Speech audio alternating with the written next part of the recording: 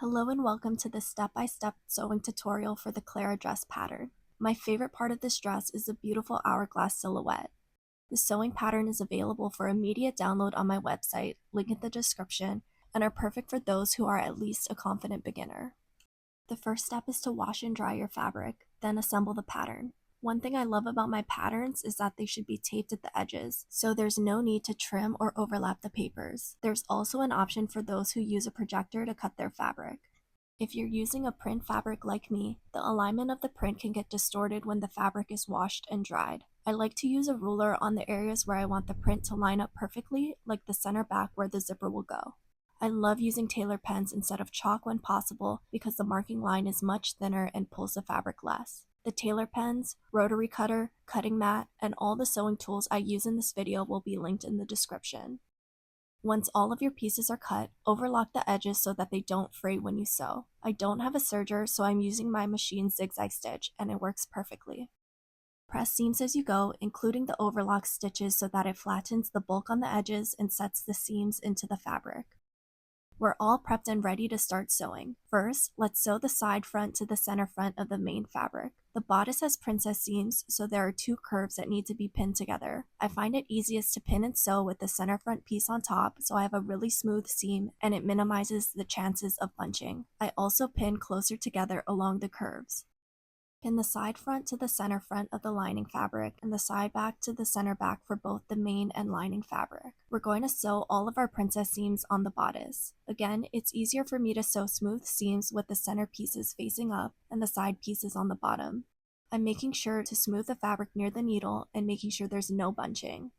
You should have 3 pieces of your main fabric. We're going to pin and sew the straps of the center front to the center back pieces. And we're going to do the exact same thing to the lining fabric. Clip the edges on the curved parts of the garment so that we can press it open and flat. I press every seam 3 times. The first press is as it's sewn, the second press is open or towards one side, and the third press is from the right side of the fabric. It might be tempting to skip this, but pressing is one of the biggest contributors to final garments that look professionally made. I won't show all the pressing in this tutorial, but I press every seam this way. Here's a close-up of the seam allowance. Clipping the curves is necessary for the seams to be pressed flat.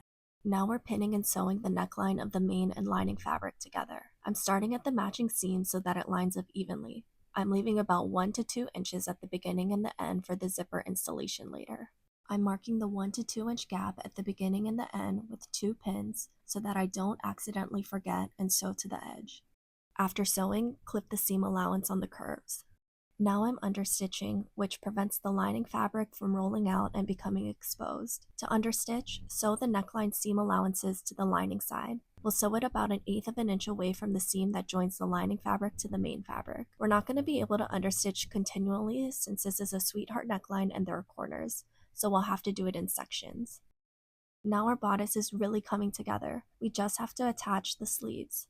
We're going to sew a basting stitch along the curved edge of the sleeve.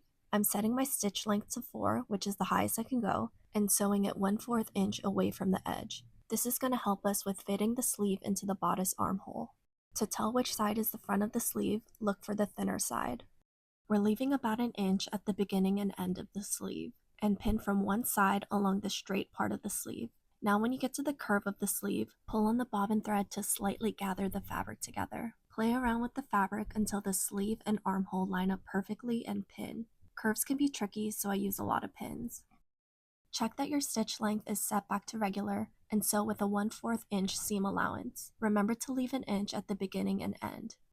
Now it's time for the burrito method. It's going to give us a seamless look for where the armhole attaches to the main fabric and lining. Lay the bodice piece flat and tightly roll towards the side with the sleeve you're going to sew. Keeping the sleeve inside the burrito, grab the bottom layer of fabric and wrap it around the rolled fabric so that the armhole of the main fabric plus the sleeve and the lining fabric have their right sides together. Pin the right sides together, leaving about 1 inch at the beginning and end. Sew with a 3/8 inch seam allowance, being careful that the fabric is lying smooth and there's no bunching. Now that it's sewed, flip it right side out. We're going to do the burrito method on the other side. So roll tightly towards the side you want to sew. After pinning and sewing, we'll flip it right side out. Here's how the armhole looks, neatly between the main fabric and lining with no seam allowances showing. We're going to finish off the armholes with a French seam. So place the wrong sides together and sew with a 1/4 inch seam allowance. We're going to pin, sew, then cut off 1/8 inch of seam allowance. Then fold along the seam line with the right sides facing together and sew 1/4 inch away from the edge. Now the armhole is finished beautifully with a French seam.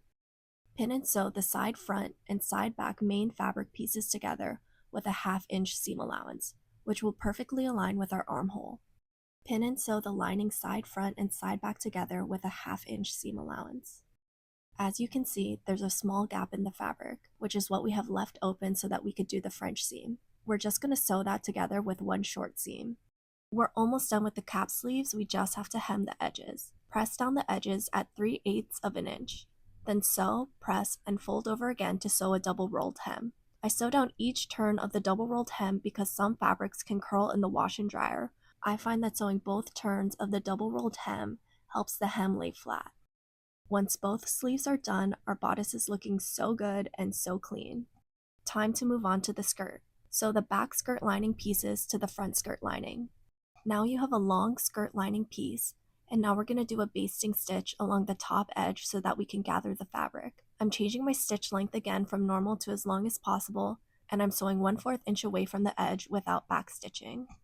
We're going to gather and pin the skirt lining to the bodice lining with the right sides facing together. I'm lining up the side seams first, then pinning the rest. Sew the bodice lining and skirt lining together with the skirt piece on top. Okay, now for the main skirt. We're going to pin and sew the center back skirt pieces to the center front skirt. Now fold the side skirt piece in half to find the middle point. Mark 11 inches to the right and left of the middle point. Set your stitch length long and do a basting stitch 1/4 inch away from the edge, just in the 22-inch middle section we marked off. Pin the side skirt to the center back skirt and center front skirt piece. Pin from the hem to the basted area and sew. Repeat on the other side, leaving a gap in the middle.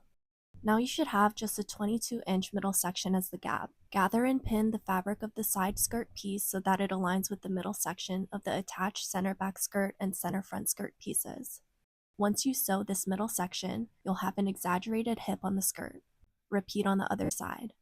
To attach the skirt to the bodice, we're going to do gathers again. So sew a basting stitch 1/4 inch away from the edge on the waist of the skirt.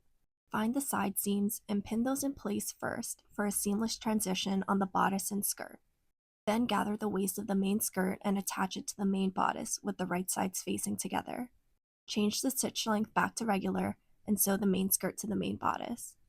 Time to sew in the zipper. This can take some time, but I have a few tricks to make installing this invisible zipper look as good as possible. First, measure and mark where your zipper will end on the main fabric. Make sure the waist seams line up on both sides, then pin and sew from the marking to the hem of the skirt. Repeat on the lining fabric. Now take your zipper and flip it so that the right side of the zipper is facing the right side of the main fabric. Now we should see the teeth of the zipper facing upwards, which is the wrong side of the zipper. Pin the zipper in place. Using your invisible zipper foot, open the teeth of the zipper and sew as close to the teeth as possible. I find it helpful to sew slowly and in short sections, readjusting often. Sew as far down as you can go until you get to the area where you sewed the skirt together. Zip the zipper up to the top, find the waist seam, and mark the other side of the zipper. Unzip the zipper, find the waist of the bodice, and line it up to the marked section of the zipper. Flip the zipper outward so that the right side of the zipper is facing the right side of the fabric. Pin the zipper to the main fabric and double check that you flip the zipper the correct way. I'm sewing slowly, in short sections, always holding the teeth open and readjusting the fabric often.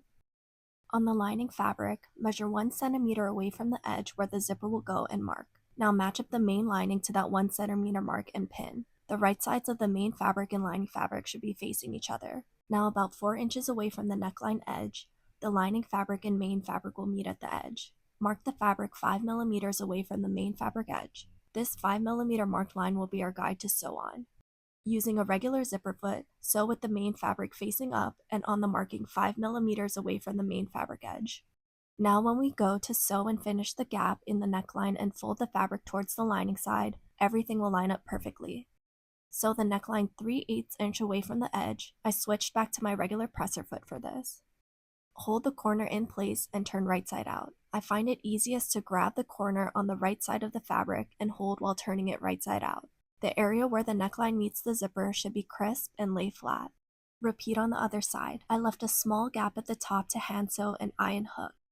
We're almost done, we just have to hem the lining and the main skirt. I'm doing a 1/2 inch hem and sewing, then folding it again, another 1/2 inch and sewing.